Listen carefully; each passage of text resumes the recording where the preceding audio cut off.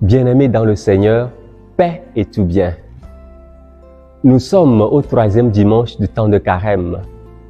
La méditation de ce dimanche porte sur la parabole du figuier qui illustre la miséricorde et la grâce de Dieu faite aux pécheurs. Dieu ne désire pas la mort du pécheur, mais qu'il vive et qu'il se convertisse. Contemplons donc cette miséricorde qu'est Dieu. Quelle démarche de conversion menons-nous en ce temps de pénitence pour obtenir le salut qu'il nous promet? Vitamine BS, la vitamine de la bénédiction pour nourrir votre foi. Naturellement, quand un frère ou une sœur ou un ami vient à succomber tragiquement, nous nous interrogeons pour savoir ce qu'il a fait pour mériter ce sort, pour dire que cette mort est conséquence de péchés graves ou de malédiction. Les contemporains de Jésus éprouvent cette même réaction en évoquant les massacres des Galiléens et l'accident du Tour de Siloé en disant que ces hommes, à cause de leurs péchés, sont morts par sanction de Dieu.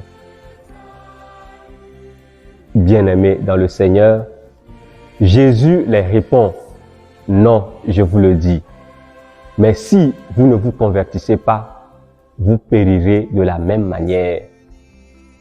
Jésus voudrait leur dire que c'est la conversion qui compte, le retour vers Dieu et non la sanction de Dieu.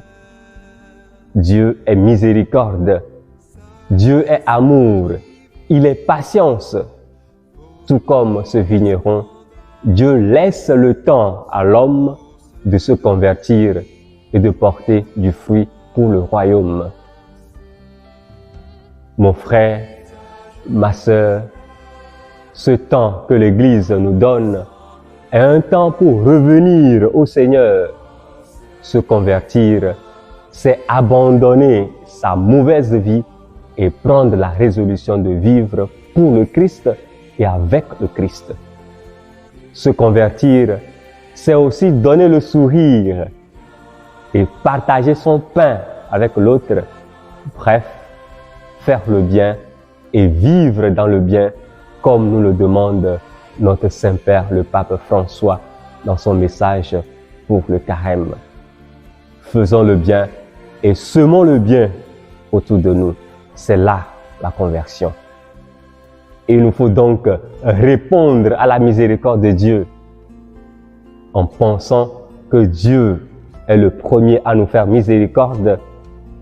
Nous aussi, à notre tour, apprenons à faire miséricorde à ceux qui nous entourent.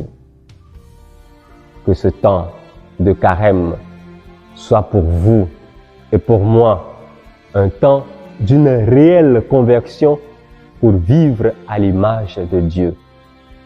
Nous le demandons par l'intercession de Saint Joseph. Bon dimanche et bonne méditation.